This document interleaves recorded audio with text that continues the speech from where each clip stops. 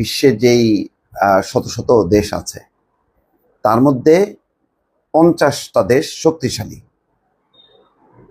সেই তালিকায় বাংলাদেশ আছে 47তম অবস্থানে।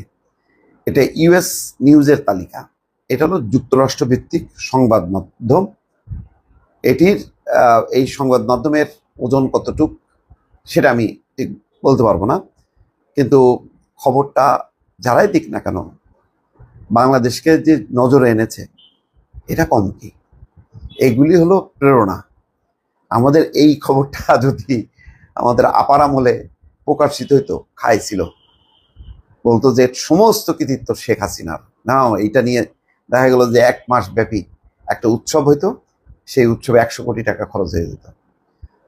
এখন আর দেখেন না, ডক্টর মোহাম্মদ ইউনূস এত বেরসিক, বিমস্টেক বৈঠকে সবাই বলছে খুব সফল, প্রেস সেক্রেটারি ওনাদেরকে পাঠালো, বলো যে যাও তোমরা যে ব্রিফিং করে আসো। ওনার এই ফাতরার সময় নেই, ফাতরামি করা, সাংবাদিকদেরকে নিয়ে মজমা বসানো ওই সময় নেই। ওনার পক্ষ থেকে যা বলার প্রেস উইং বলছেন, আর আমি নিজেও দেখছি যে প্রেস উইং খুবই অ্যাক্টিভ। ওনারা যে কোনো কর্মকাণ্ডের সাথে সাথে আমি আমার হোয়াটসঅ্যাপে এতে পাঠাই দেয়। এখন যে প্রসঙ্গটা সেটা হচ্ছে শক্তিশালী 50 দেশের তালিকায় বাংলাদেশের নাম আসছে। যুক্তরাষ্ট্র ভিত্তিক সংবাদ মাধ্যম ইউএস নিউজের করা তালিকায় দেখা যায় বিশ্বের শক্তিশালী দেশের তালিকায় 47তম স্থানে রয়েছে বাংলাদেশ। অনেক ক্যাটাগরি মিলায় একটা তারা সেই পরিমাপে পরিসংখ্যানে চলে আসছে বাংলাদেশের নাম। এই তালিকায় শীর্ষে রয়েছে যুক্তরাষ্ট্রের নাম, এটা নিয়ে কোনো বিতর্ক নেই। এরপর চীন, সম্ভবত বিতর্ক নেই। রাশিয়া বিতর্ক নেই। যুক্তরাজ্য, জার্মানি বিতর্ক থাকার কথা না।